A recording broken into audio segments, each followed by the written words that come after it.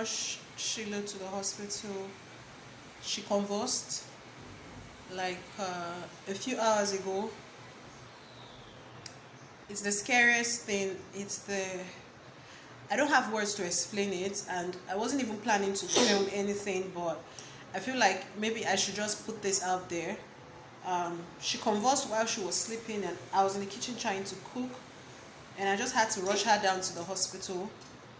They've stabilized her a bit now. They have all this drip and stuff on her, and they're running tests to try to see what is wrong with her or what is going on, and it's very scary. It's at the same time I'm trying to be strong and trying to be like, okay, everything is going to be fine and everything, but convulsion is crazy. It's not something that you want to witness. Your child is just basically having seizures and you don't know what to do. And then the hospital is trying to get on my nerves because I rush a child here in this state. I am shaking. I am not myself. I'm basically just a mess. And then they're asking to deposit 30,000 naira. Like, Nigeria, why are we like this? Why? Why does it have to be like this? I have to deposit 30,000 naira for a child I rushed in as an emergency. I don't use this hospital. I couldn't go all the way to my hospital because it's very far and it's an emergency. I had to basically bring her here. Everybody were basically saying, oh, don't come to that particular hospital, it's too expensive, but her life is at stake here. I just needed to bring her here. And then I'm hearing, madam, you need to deposit 30,000 naira. Like, 30,000 naira for what? What have we done? What is going on? Why am I depositing that much? Why should I deposit that much? And if I deposit that now for you to attend to her, how much are you going to bill me when she's fine and then we have to go home? It's just crazy right now. Like,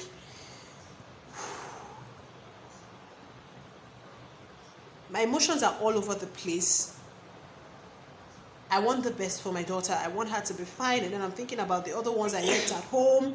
I'm just thinking about a whole lot of stuff. I'm so emotionally drained and stressed right now, and the last thing I wanted was somebody adding to that by calling outrageous fees and stuff before they attend to your child. It doesn't make any sense. Like, it just doesn't make any sense.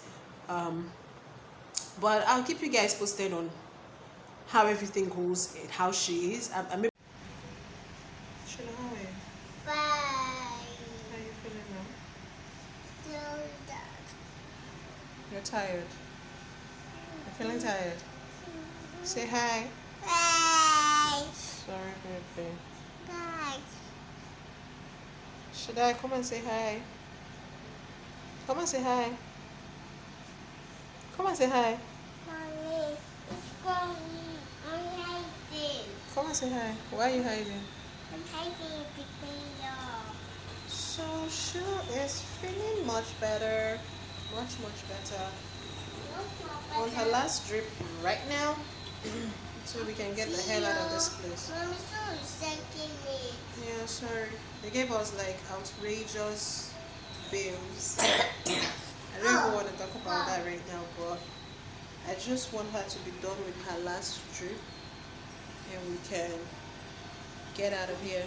Should I came to stay with us? Should I say hello? So yeah. My mom is running, Todd. My mommy is running. Your mommy is running. Yeah, she's talking about when I carried Shiloh and I was running out of the house. She keeps asking me why was I running? Where was I going to? But she doesn't understand how I had to run out of the house with her sister like that. Anyway, we're trying to see how we can sort the bills and get out of this place. We've just been here for what, like maybe 12 hours, and they gave us 50,000 naira. Yeah. That's how much bill. Jesus, this girl is about to cut her drip. Sorry. This is like the hardest thing, holding a child when she has drip in her hands. Like, you have to make sure the drip is flowing. At the same time, you have to make sure the child is positioned properly. See her hand. You know, they didn't put anything to sort of like hold the hand like this. So I have to make sure that she's not shaking it so it can flow. She doesn't want to show it, so it's just crazy and stressful. Sorry. I'll come out to show you the cake. I'll talk to you guys when I get home. Much later. So, hi guys, good morning. We've actually been home from the hospital for about 3 days now, but it's been super scary. I've been paranoid the whole time. Like, I feel like just leaving her alone in the room and even going to take a bath. Should I let me talk? It's like bad. I have this much guilt because I was in the kitchen. Yes, baby. I was in the kitchen when she convulsed, and I feel like, why weren't you there? Yeah. You could have just backed her. Why did you have to leave her in the room alone? I don't know how long she must have been convulsing before her father got her, and then I rushed her out and stuff. And it's just been very crazy because even after we got back from the hospital, she's been having temperature. So I don't even want to leave her for like the slightest minute. I want to make sure that I'm monitoring her temperature. Like, everything is just the way it should be. I'm giving her drugs, I'm praying, I'm basically just doing everything that I can do to make sure that she's okay. And I've been giving her drugs and all of that. So I feel like, to end this vlog, I'm just going to be sharing tips for mothers on what to do when your child convulses. Like, it's not something we pray for, it's not something we wish for, but it's something that happens, okay? And let me talk. And in the room I was in the hospital, like, another baby was brought in. The baby was just about convulsing. He was already like shivering and all that stuff when the parents rushed him down to the hospital. So which means I don't know what's wrong with this. Trinity, let me talk. I don't know what's wrong with this period or whatever it is that is happening, but babies are convulsing. So I just want to like share tips on what to do should it happen to you. I'm not praying for it to happen to anybody, but should it happen to you, basically what you need to do. Like, the first thing you don't want to do is panic, which was what I did. And it's crazy because I have experienced a child convulsing before. Trinity has convulsed before, and but I just felt like, okay, it comes with special needs kids and stuff like that. And it was really strange to see Shiloh, which is like more or less an overall healthy child, just convulse from nowhere. You get me? So it was really crazy. So the first thing, the first thing you don't want to do is to panic, because I panicked, and I guess you guys can feel it from my voice. My voice is a bit husky because I was screaming, I was rushing out, and just basically crying. Yeah, Trinity. I was just basically crying. And let me talk? Alright.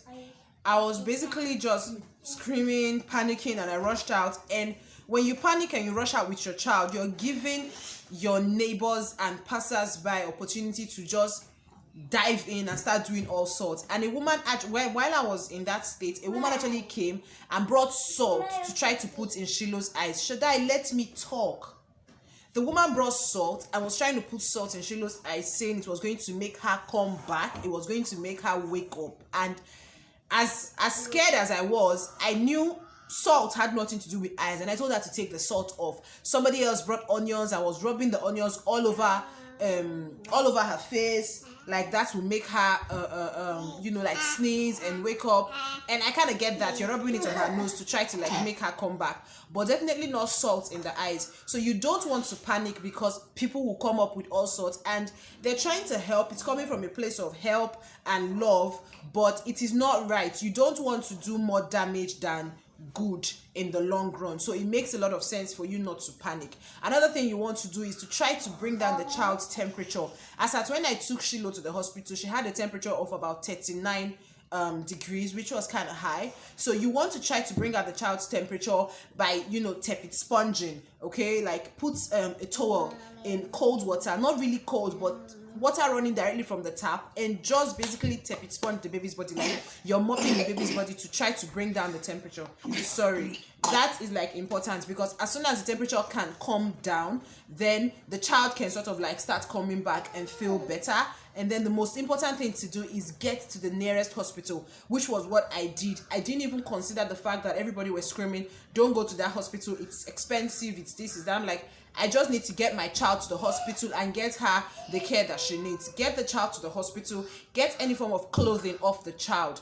I know I have a blog post on my blog, everywomansblog.com, about what to do when your child convulses. I think I wrote that like a year or ago, but it's still very, very useful, and it's packed with a lot of information on what you can do when your child convulses. And all these are from my own experiences with Trinity convulsing as at then, but now with Shiloh, it just comes back fresh in my head. So I'm going to leave a link to that post on in the description box, and you can go to my blog and read that up, and just basically be equipped, because guys, this motherhood life, you can never be over equipped. Like, you don't know when anything is going to happen. Shiloh was not sick, she wasn't even that high. I gave her a cold bath and I put her down, and I said, okay, let me go and fix food, when the dad screamed and she was convulsing. Do you get? So it makes sense for us to be like really, really equipped with enough information. Right now I'm a bit calm because she's feeling much better. We slept through the night and she didn't run any temperature. Sheila, say hi. Hi. Yeah, that's my baby girl. Mwah. She didn't run any temperature at all. Unlike I'm coming. Unlike when she's been running temperature since, like, I couldn't sleep, guys. I felt guilty even wanting to sleep. I feel like lying down to sleep is a no. I should not be sleeping. I should be up watching her to make sure that everything is great and all of that. Sorry, baby. And that's just it. The entire week has just been spent sick. My kids have been sick, like back to back. You can hear Trinity convulsing. But I just needed to do this video. Like, now that I'm giving you guys these tips, I see why I even started filming in the hospital in the first place. Like, this is exactly why I filmed, and I hope this helps somebody out there. Share the video. You could never tell who such information would come handy to. And as always, if you enjoyed this video, please give it a thumbs up. Leave me your comments in the comment section. Let me know how you are doing. And of course, don't forget to subscribe, guys. Let's build this community. Okay, let's build this channel. And I'll see you guys in my next video. Hopefully it will not be a sick video or my child's being sick or an emergency or anything. It would be like a good sit down and gist kind of video. Shadai, it's okay. I say hi. Hi. Shadai just wants to say hi. Like, I'm alone at home with them. I don't know why Trinity is chewing on this thing. Like, she insists on chewing on this thing. I don't know why. Anyway, stop that. Anyway, guys, that's it for me. Thank you guys so much. And as always, please subscribe. Don't forget to subscribe. Bye. I'll see you guys in my next video. Bye-bye.